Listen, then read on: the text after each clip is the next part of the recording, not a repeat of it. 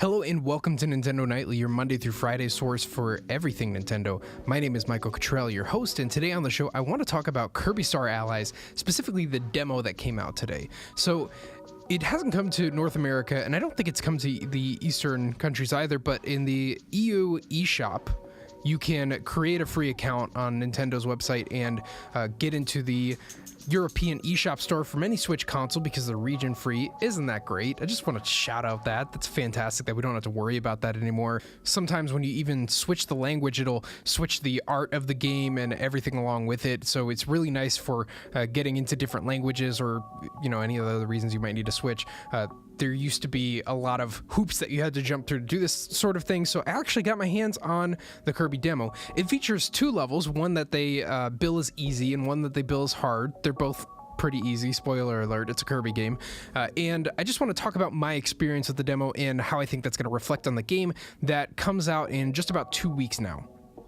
So the game starts with its typical grassland, wispy woods sort of level, and the twist with this Kirby game is that you've got other allies with you that you can combine your attacks. You can get like buffs and sort of power-ups, like you can have your sword be lit on fire, and that helps to solve certain puzzles and gives you an attack boost. Certain things like that. It's bringing back that whole buddy concept from Kirby Superstar, where you could capture an enemy and turn it into an ally, and another player could control that character. This was actually an idea that seemed to be shopped around the GameCube age, where they were going to make a game like this that featured 4 characters. They would go on piggyback rides and certain things like that. So it seems that this game is sort of the culmination of those ideas. Is the one we got on Wii, the one we finally got that was a side-scrolling Kirby game, was the Kirby Return to Dreamland, and they featured, rather than all of the different enemies that you could play as, they featured Kirby, King Dedede, Waddle Dee, and Meta Knight.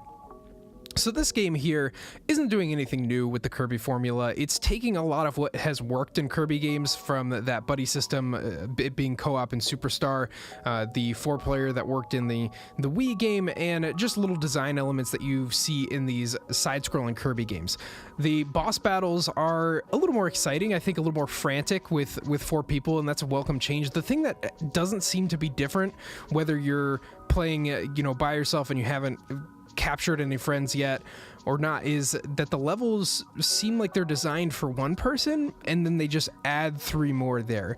And I feel like it would have been nicer to see, and perhaps other levels will have this, more layers to each level, more platforms so that you wouldn't just all be running in one straight line and attacking the 1 or 2 enemies that you see every 20 seconds, but that you would be taking different approaches, different paths, and that would be something that would really kind of spice up the game in my eyes. But it seems like they just took a Kirby game that was meant to be played with one Kirby and then just thought it would be more fun to populate that with 3 more people, which, for the record, I don't have a problem with at all. We don't have enough couch co-op games. You can never have enough couch co-op games. I mean, games are meant to be shared, especially on the Switch, where you can just sit that thing down on the table, pop off the docks, and get someone else into it. I think it's always a good idea to add couch co-op to these games.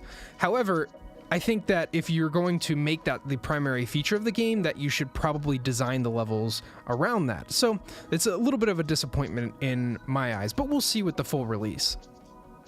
The hard level that you play through, like I said, not much harder. There's a little more puzzle solving. There's like a secret room that you can find that's pretty easy to find, and the boss is a little bit more exciting, a little more difficult. You will go against King Dedede with a special twist, special buff twist, and I enjoyed that, but I think playing single player isn't going to be where this game shines. I think like a game like Zelda 4 Swords, it's certainly playable single player, but you are just kind of walking to certain places and waiting for your computer allies to react in the certain way that they're supposed to, whether they're supposed to light a torch on fire or whether they're supposed to use the umbrella ability to block the water flow.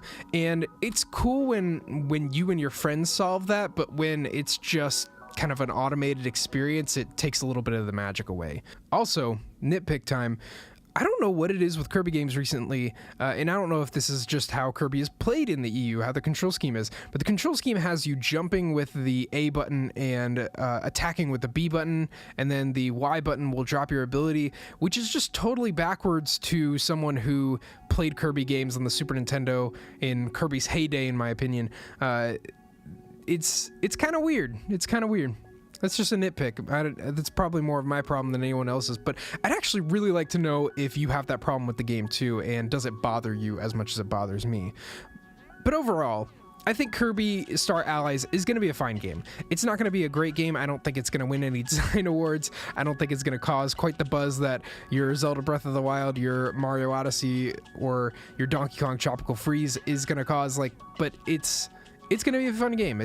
Kirby is oftentimes comfort food. It's a nice 2D platformer that you can just get into.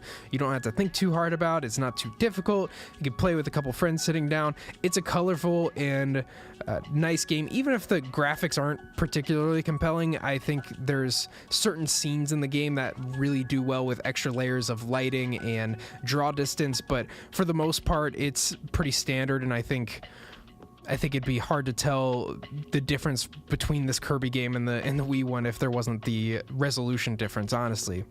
So I'm still planning on picking up Kirby Star Allies because I think it's going to be a fun time with Matthew, Shay, and Andy, the other guys that work with me on this channel and many others at thebentoblog.com. I think it's going to be a fun game for us to play, record, maybe stream, and I'm still looking forward to the game, but I'm not expecting much. This demo doesn't really... The weird thing about it is I don't think it moves the needle for anybody. For anybody who's familiar with Kirby, you play it and you're like, this sure is a Kirby game. And for anybody who hasn't played Kirby before, I don't think...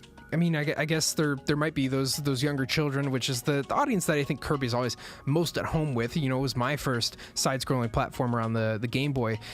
And I think that, you know, maybe you're hitting some of those kids who are looking for something free to play while they're still saving their allowance or waiting for their birthday to get a video game. Maybe you're hitting those people, but I don't think that this demo really moves the needle, though. It's much appreciated. I like having something to talk about, a little something to whet the appetite.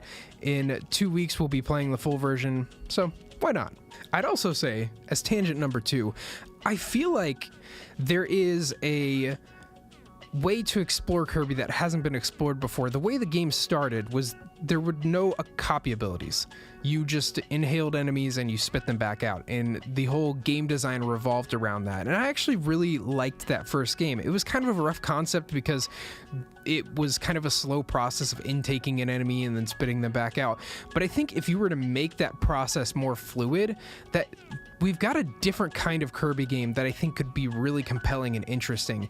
This whole route that they've been going down with the different abilities and all of that, it's cool. Like the spider one looks awesome, and the paintbrush one looks cool. There's, you know, usually every game there's a handful of abilities that you really want to mess around with, but I think as far as like a side-scrolling Kirby platformer game, I think we should revisit that concept, re-simplify Kirby just about the inhaling and blowing out. And I know that sounds weird, but that's what Kirby is. But make another game revolving around that gameplay, even if it's just like a short one that you're going to put on maybe even the iPhone or like the 3DS.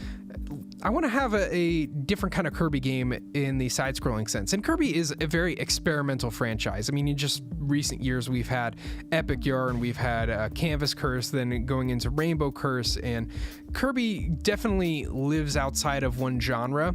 But the side-scrolling has always been kind of the bread and butter of the series, and while Robobot added a couple of nice additions to that formula, I think it'd be even cooler if we just rethought that formula entirely.